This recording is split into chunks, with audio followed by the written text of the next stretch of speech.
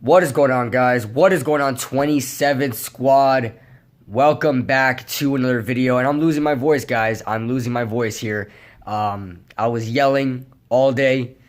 Yelling at Pat Shurmur mostly. Yelling at this crazy Giants defense. But just going to do a quick post-game analysis here on the game since, I was there in person, seeing everything from the get-go. And I'll tell you right now, from the start, it just was wrong. It was just wrong from the start. I mean, from the start, we were down 7-0. The Jets took up just about 8 minutes of that quarter, and I knew that they were going to be a problem all game.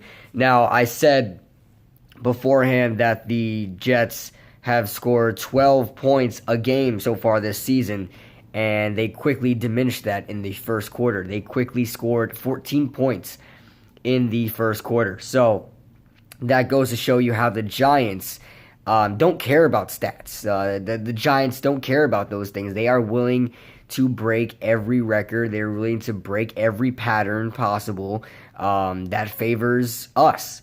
So there goes that. Daniel Jones had a phenomenal day. I think he played great, especially from what I've seen. At one point he was 20 of 30 and he was a lot better, but obviously we had to give up on sort of running the ball. Not like we were running the ball efficiently anyway, but we had to completely abandon the run late in the game, so there were some incomplete passes there. We had, Daniel Jones had 4 touchdown passes. Yes, he had that fumble. Jamal Adams returned that fumble, and that was pretty much the momentum shift in the game.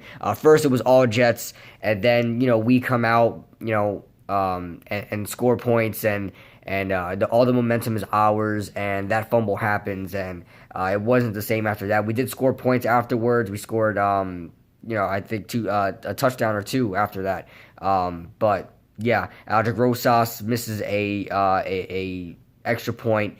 Then after that, we botch extra point as well. Riley Dixon. Well, it was a bad snap. It was a terrible snap. I think Zach Diossi snapped that one. So not good from the veteran long snapper. Golden Tate had a screen pass. When do we ever run effective screen passes? That was a very big plus. Daniel Jones had to get it over the defender. Still was able to get it over the defender. And Golden Tate was able to run for 61 yards for the touchdown. Golden Tate played well. Golden Tate seems like the only guy I could trust on this team. Darius Slayton had a day. 9 receptions, 113 yards, 2 touchdowns. Whoever started him on fantasy, OGR, I know you started him on fantasy. Phenomenal pickup if you guys did, because he played well. 9 receptions, 113 yards, and 2 touchdowns. Played fantastic. But the only guy I legitimately trust on this team is Golden Tate. I don't mind him taking punts back. I don't worry about him dropping the ball. He's sure-handed, catches everything. His his run after catch is completely ridiculous. Golden Tate seems like the only guy I can trust. Janoris Jenkins and Nate Solder both out of this game with a concussion. I don't even know who we had at right and left tackle. I couldn't see on the field. I wasn't really paying attention to the tackle, so I don't know who was there on the field. Maybe you guys know in the comment section below. But we had a couple of guys out there that I did not know. I think Evan Brown was also signed on, as well as Olsen Pierre got cut this morning, so he wasn't able to play. But just a bad game. The defense played terribly. I mean, you're talking about a team that scores 12 points per game. 12 points per game. You're talking about a team that scores 12 freaking points a game. And you give up 14 to that team in the first quarter. And overall, you give up 34 points. Yes, one was a defensive touchdown, but 34 points. Jamal Adams had himself a fantastic day. And, Daniel Jones, from what I can see on the field, Daniel Jones does terribly with cover 2. Cover 2, he doesn't know what he's doing. Cover 3, he could break down a cover 3. He can break down a cover 2 man. He could break down a cover 1. He cannot break down the cover 2.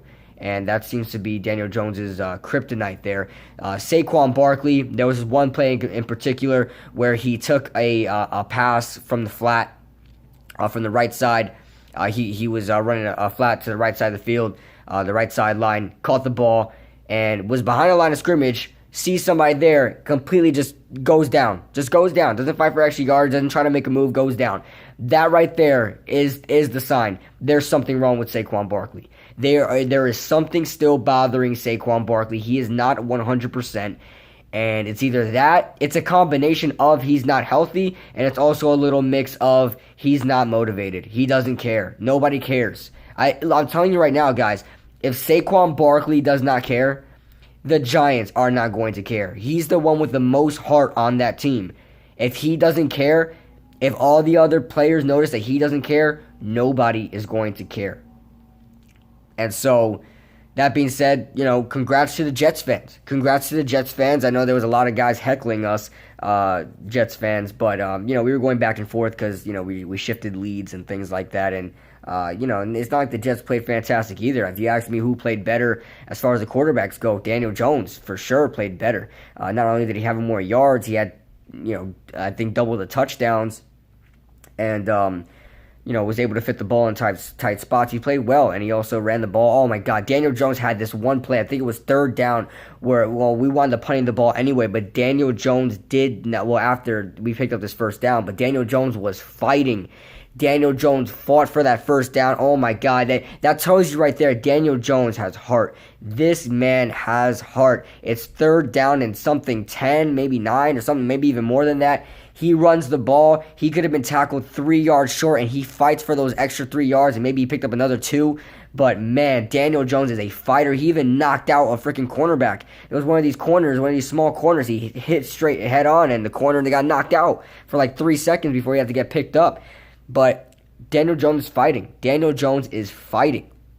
And then we get on to 4 minutes left in the game, just about 4 minutes, 4.5 minutes left to go in the game. And you have, me, Chris, Bad Dog, OGR, everybody, even Frank, the guy who won the giveaway with us, who was with us. We're all, what the hell is Pat Shurmur doing? Calling a timeout? Not just one timeout, which I could understand.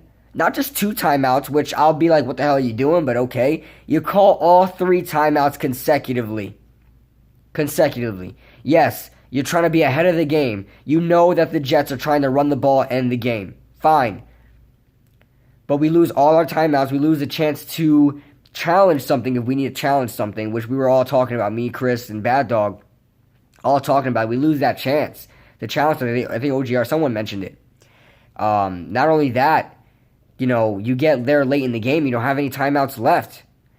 And then after all that, we get the timeouts, right? The Jets punt the ball to us. And, of course, we find ourselves in a third down situation from our own 20, which was the case in every single one of our drives, even our scoring drives. We found ourselves at the 20, third down and long. We had to overcome adversity every freaking drive. It's not going to happen every drive. We're not going to overcome adversity every drive. We wound up having to do that. And, fourth down comes. Daniel Jones, he cannot take that. That's a rookie mistake. He cannot take that sack. You have to get the ball out. It doesn't even matter if it's a dump off for 2 yards or even negative yards. You got to get the ball out.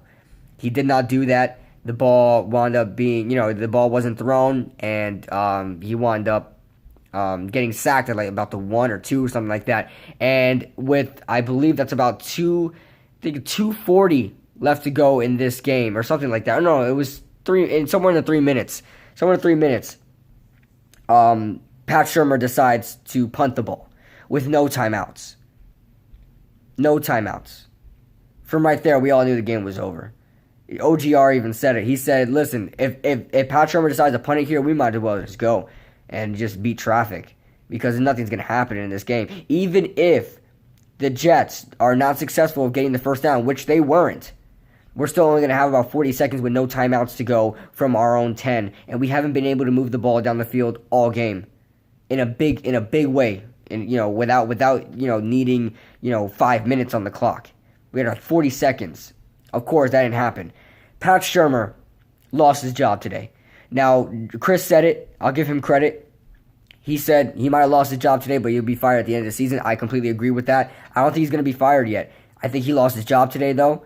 I'll tell you right now, if we actually looked like we're improving, if we were fighting in these games and we're not making stupid mistakes and shooting ourselves in the foot, and Pat Shurmur is good with play calling, and, good at handling the timeouts, things like that, he may have kept his job, even if we, only had four wins this season. But this all falls on Pat Shurmur. Yes, we cannot run the ball. That is not Pat Shurmur's doing. Fine. But you have to find your way around it. And he didn't do that.